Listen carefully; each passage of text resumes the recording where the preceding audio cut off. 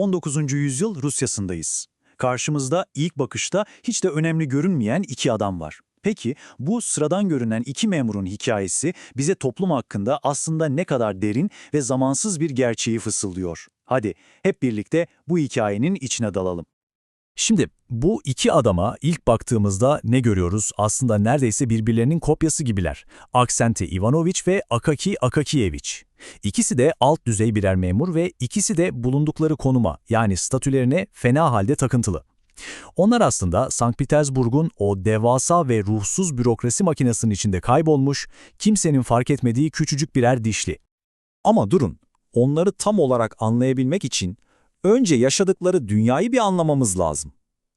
Öyle bir sistem düşünün ki değeriniz tamamen rütbenize bağlı. Katı, acımasız bir sosyal hiyerarşi.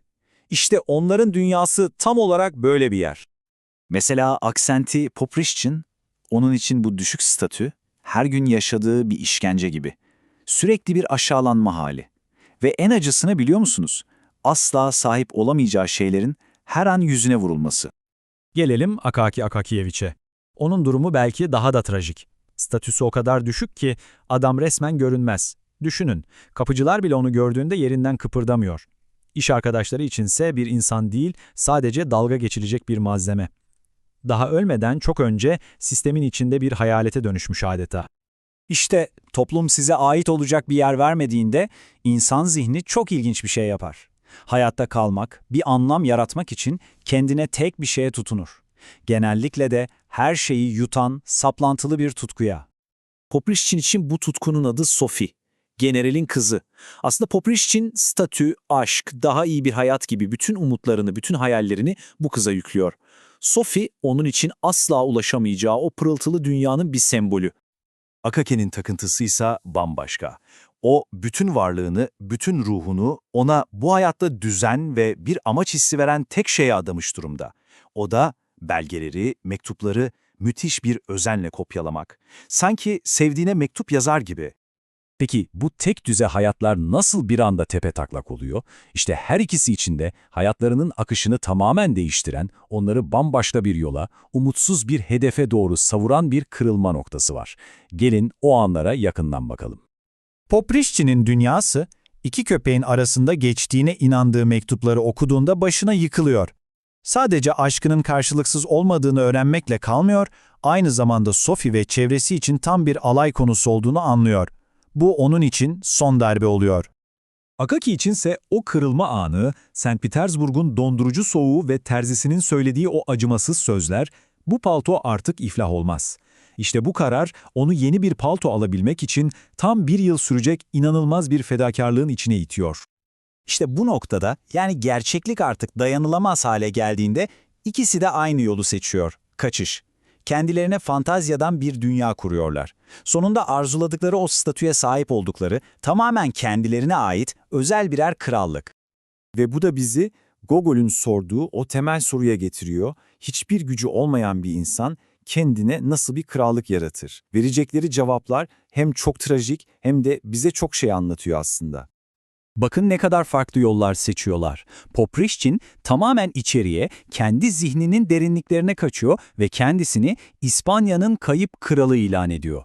Akaki ise dışarıya yöneliyor, bütün umutlarını, bütün yeni kimliğini tek bir nesneye, o mükemmel yeni paltoya bağlıyor. Poprishchin'in gerçeklikten ne kadar koptuğunu en net günlüğünde görüyoruz. Tarihler anlamsızlaşıyor. 2000 yılının 43 Nisan'ı gibi. Zaman onun zihninde tamamen dağılıp gitmiş durumda.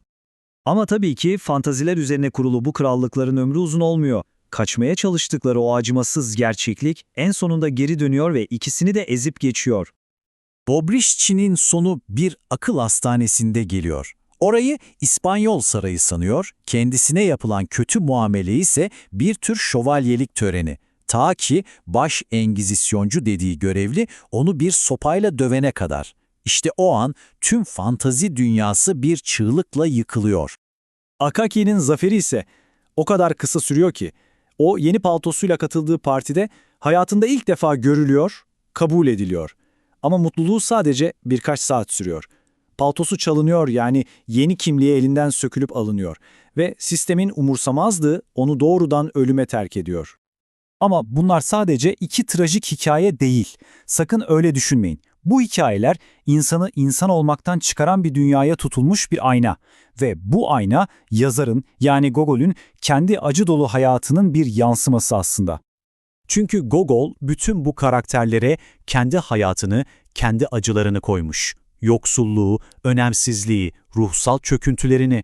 O da tıpkı karakterleri gibi sistemin içinde ezildiğini hissetmiş. Ve bu sayede sesi duyulmayan milyonlarca insanın sesi olmayı başarmış. Sonuçta elimizde ne var? İki hayat, iki büyük trajedi ve tek bir asla eskimeyecek mesaj. İnsanlıklarını görmeyi reddeden bir dünya tarafından deliliğe ve ölüme sürüklenen insanlar. İşte Gogol'ün bize anlattığı o acı gerçek tam olarak bu. İşte bu yüzden bu 19. yüzyıl hikayeleri bugün bile suratımıza bir ayna gibi tutuluyor ve bizi çok zor bir soruyla baş başa bırakıyor. Statünün, ünvanların hala bu kadar önemli olduğu bizim dünyamızda, günümüzün küçük insanları kimler ve onların hayata tutunmak için sarıldıkları paltoları ne?